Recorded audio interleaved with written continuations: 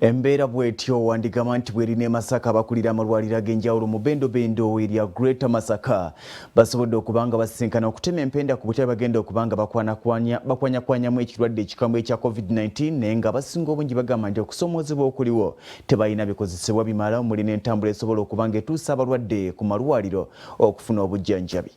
Akulira eddwaliro ly'e Masaka Referral Hospital asabye Minisitule y'ebyobulamu okukebera abo bonna abadde bweru w'eggwanga okumala ebbanga erya myezi 2 nga kino kyakuyambako okumalawo ekirwadde ekya COVID-19 mu Uganda.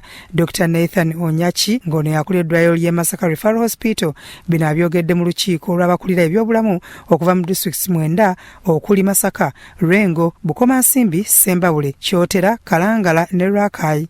So if you wait for symptoms, you will get it wrong. The first case that appeared in South Sudan, which has just been announced 2 days ago, arrived in the country on the 26th of February. Now if you are limiting yourself to 2 weeks of March, you are going to miss out so many people.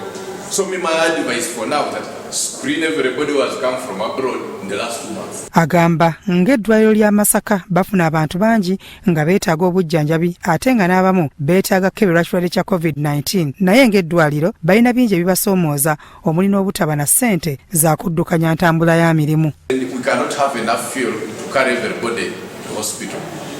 And I think that's why we have to devise mechanisms in this meeting on how we are going to effect that. Of course, we also have a challenge in discharging patients who want to go home. We've had to drop some in their homes. RDC Masaka Hamani Sentongo asabye abasawo okwekuuma obulwadde nga bwe bajjanjaba abalwadde awamu n'okukozesa obukugu bwe balina. Mbakubiriza okulaba nga bye mujja wano mbiteeka mu nkola wabaddewo obunafu mu disitulikiti ezimu ebweru wa Masaka naye nkakasa kati nga muzze mujja kukikolako. Njagala musigale nga muli balamu nga mukola omulimu guno. Nolwekyo bye mugamba abantu baffe bakole mwe ng'abasawo mubeera ku buzibu bunene mukole kyonna ekisoboka okubanga muli balamu tubeetaaga nnyo mu lutalo luno olw'obulwadde buno. Dr. Stuart Musisingo ne akulira akakiiko ak'okulwanyisa ekirwadde kya COVID-19 e Masaka asabye abakulira ebyobulamu ku disitulikiti okufuna ebidduka byonna ebiri ku disitulikiti zaabwe ng'omukulembeze w'eggwanga bwe yalagira basobole okutaasa abantu. Balina okufuna emmotoka kubanga emmotoka President yazituwa zonna eziri mu district ndiekyo okuzikomandinga. So abanga afunye emmotoka agiweereze zibenge kubanga etwala abasawo. Mu kubaganya ebirowoozo n'abakulira ebyobulamu ku disitulikiti okuwa ebyo bye balina mu bitundu byabwe, Dr. David Muwanga okuva e Kyotera agamba bennyamivu era nga bandisigibwa ekirwadde kino kubanga abavuga ebimotoka ebireeta ebyamaguzi okuva e Tanzania bakyayinaayina nga bayingira wano.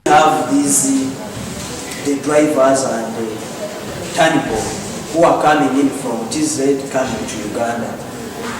We have a team of health workers at the border screening, but as we all have known now that some of the cases don't have the symptoms. We are screening these people, the temperature and also the stroke. They may not have the symptoms, but they are coming to Uganda because for them the border has not been closed for them. So we listen. Byamukisa Ronald, Kuraso TV Omunyo.